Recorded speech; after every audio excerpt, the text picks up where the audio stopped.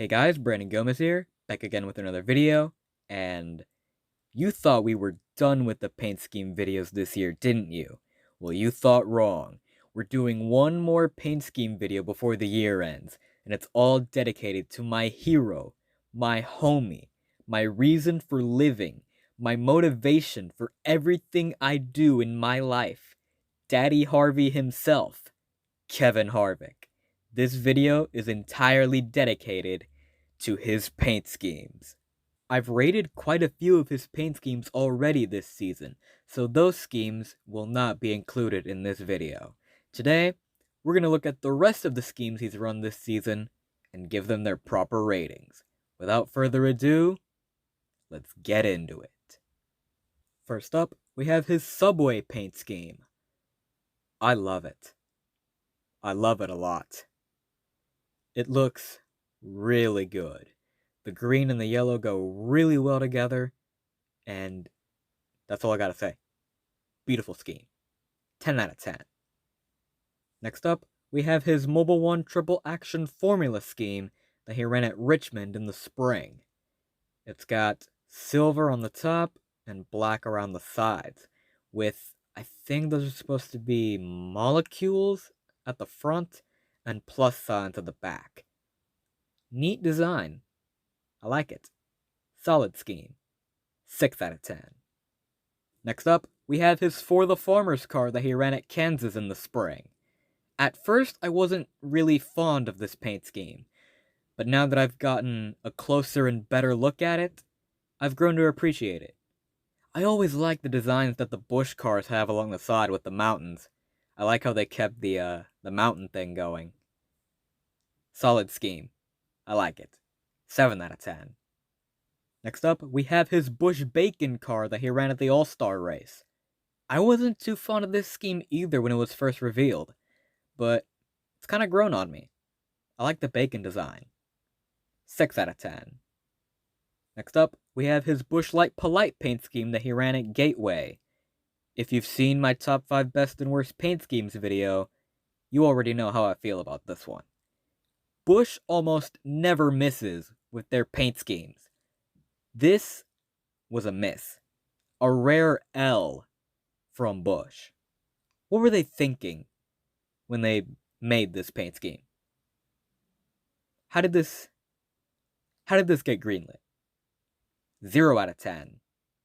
Next up, we have his Busch Light Apple paint scheme and all its variations. They're all the same paint scheme, but with different text on the side of the car. Like this one says Busch Bingo, this one just says Busch Light Apple, and this one says Busch Tricky Trivia. I'll use the Busch Bingo one since it gives us the best angle of the car, and I'm too lazy to find another image of the paint scheme. So, we'll use this. Good looking paint scheme. It strays away from the normal mountain design. And I think what they're going for is an apple orchard, because, of course, it's apple-flavored beer. And it looks decent enough. 6 out of 10. Next up, we have his Bushel of Busch car that he ran and won with at Michigan. This is the scheme he ran when he finally snapped his winless streak. And let me tell you, that win was so euphoric for me. And because of that win, this paint scheme is an automatic 10 out of 10 in my book. Let's move on. Next up, we have his Route 66 car that he ran at the Daytona Summer Race. I really like the design on the side of the car. It looks really cool. It's a desert with a few plateaus scattered across it. That's a really cool design. And you've also got the clouds over the desert. Really cool design. Don't know how else to put it. Just 7 out of 10. Cool paint scheme. Next up, we have his red Hunt Brothers Pizza scheme that he ran at the Texas Fall Race.